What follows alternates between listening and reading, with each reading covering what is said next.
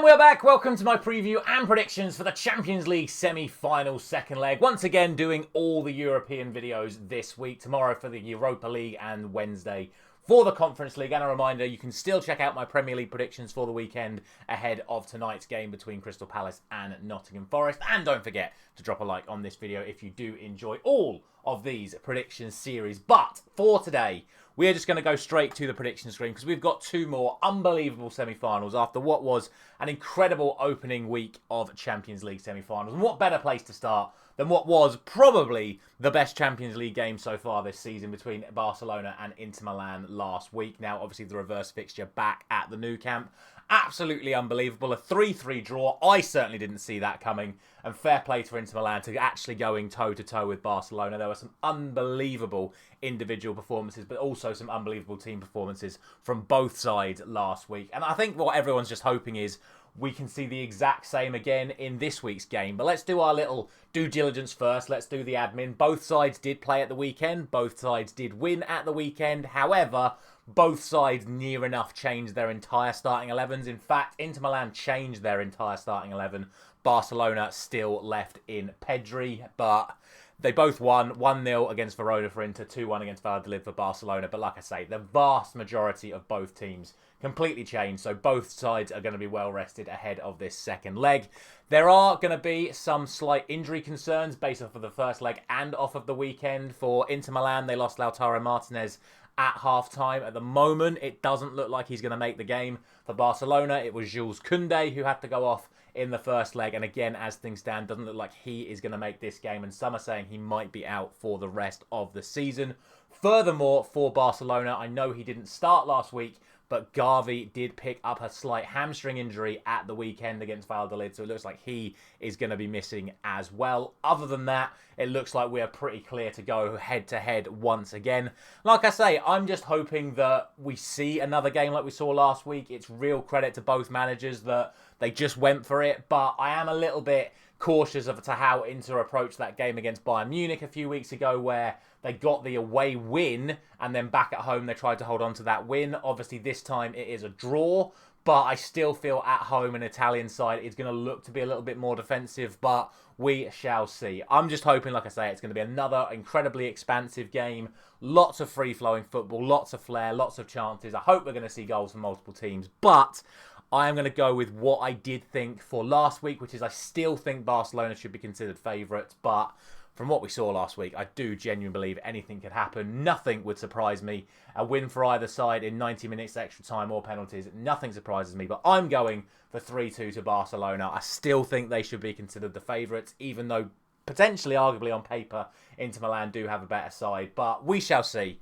I'm going for 3-2 to Barcelona. And then the game on Wednesday night, if you'll permit me, I'm going to start with a little bit of a manager rant, because I've just spoke about how much credit needs to be given to the Barcelona and Inter Milan managers for how they approached their game last week. I think Mikel Arteta needs to have a long, hard look at himself for how he approached their game last week.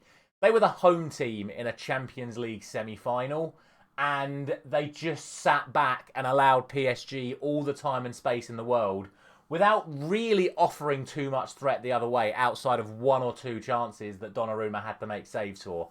I sat here last week and said I think Arsenal should beat Paris Saint-Germain based on what I saw in the Aston Villa game. Now, when Unai Emery has his away leg at PSG first, he sits in. He tries to maintain PSG, and unfortunately for them, it ended up in the 3-1, which meant that in the home leg, Villa could go for it. And in the home leg, Villa went toe-to-toe with PSG, and in the end, actually ended up overpowering them and getting the result on the night, but not enough to get through. Mikel Arteta has looked at those two games against Aston Villa for PSG and decided that Arsenal need to defend, rather than themselves going toe-to-toe with Paris Saint-Germain when, on paper, Arsenal are a better side than Aston Villa. For me, that is disgraceful from a manager at home in a major semi-final. And the fact that he then only made one substitution as well. For me, he has thrown this semi-final away. He has thrown this Champions League away. Forgive me if I'm wrong. If you think that Paris Saint-Germain are just that good and I'm talking absolute nonsense and you don't think this is on Arteta, let me know down in the comment section. But for me, Arteta absolutely threw this entire semi-final away in that first leg. And what's bizarre is I still think Arsenal should win here because of what I've seen from PSG. However, I now don't think that's going to happen.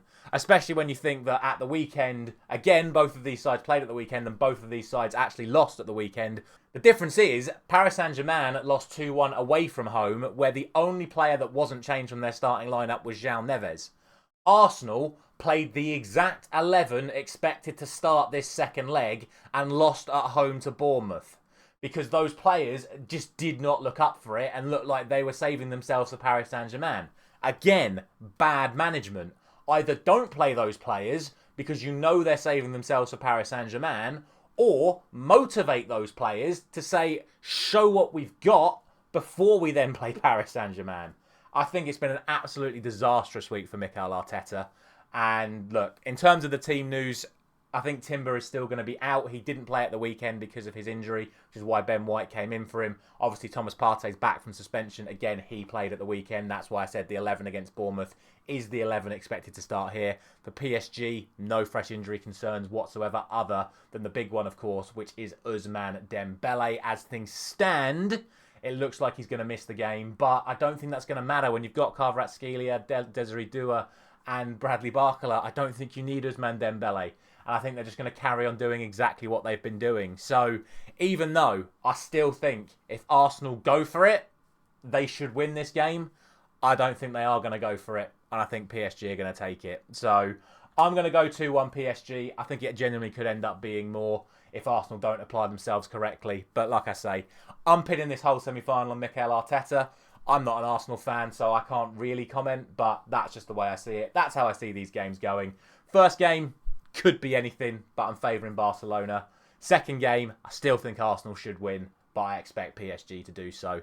As always, let me know your thoughts down in the comment section below. Thank you very much for watching. As always, I'll see you tomorrow morning for the semi-final of the Europa League, should I say, second legs.